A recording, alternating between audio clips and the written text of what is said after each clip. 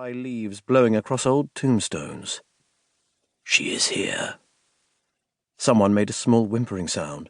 "Control yourself," said the chief executive.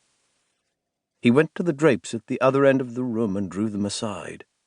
The others joined him, drawn by curiosity despite their better judgment. Even the Reverend, who knew better than most what was out there. "As for the head of those that compass me about, let the mischief of their own lips cover them. Let burning coals fall upon them. Let them be cast into the fire, into deep pits, that they rise not up again." The window overlooked the cottage's rear garden. It was tidy and well kept, since the trust had taken over maintenance of the property as its custodian had aged beyond the ability to take care of such things herself. Neatly groomed shrubbery and trim flower beds bordered a lawn as evenly green as a snooker table, in the centre of which sat the stone from which the cottage got its name. It was 3 feet high and roughly the shape of a canine tooth, its grey surface mottled with lichen, and so old that the markings that covered it had eroded away to faint grooves and hollows. Standing on the far side of it, glaring up at the house with burning, centuries-old hatred, was the dead girl.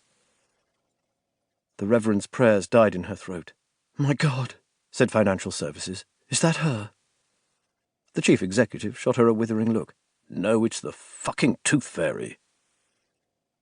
She wore a simple woolen shift, much torn and stained, revealing emaciated limbs which were maggot-pale and blotched with the livid black-purple bruises of plague. Her bare toes and fingers were black with gangrene, and buboes bulged at her throat. One had burst, and from the crater of ruined flesh beneath her jaw its rot streaked her front. The only things about her which seemed to have any life were her eyes, black and glittering as she stared up at the window. Environmental Services turned to the Reverend. "You said we'd be safe," she pleaded.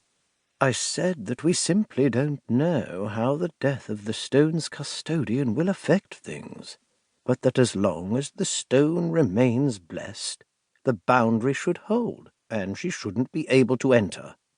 "Reverend," suggested the chief executive, "if you'd be so kind as to remind her of that."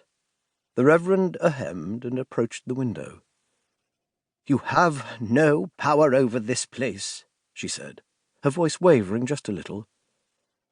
"As it is said in the book of Proverbs, do not move an ancient boundary stone set by your forefathers. Do not move the ancient boundary or go into the fields of the fatherless.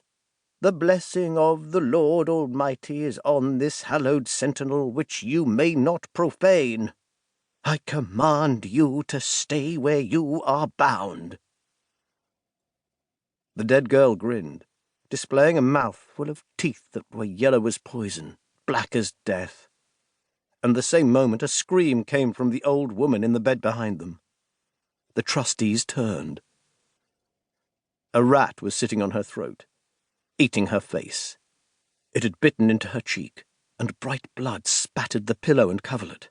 Her frail fingers were in its fur, pulling and fluttering ineffectually as she screamed with a sound like cloth being torn. Several of the trustees cried out in response. One fled the room, clutching her mouth. Housing and Community gave an inarticulate bellow of indignation and rushed at the creature with a raised fist, and it fled. But not immediately. It paused, glaring at him with the same glittering black hatred as the dead girl, a look which said, "No, I will not," as clearly as a shout. And then it leaped from the bed and was gone. The old woman, former custodian of Stone Cottage, was dead, with her head thrown back, eyes staring at the ceiling, glassy with terror, teeth visible through the hole in her cheek. When the chief executive looked out of the window again, the dead girl was gone. Only the living remained, shocked and weeping. 2. Green Skull. He slapped another clip into his mesh gun and popped up from cover to spray the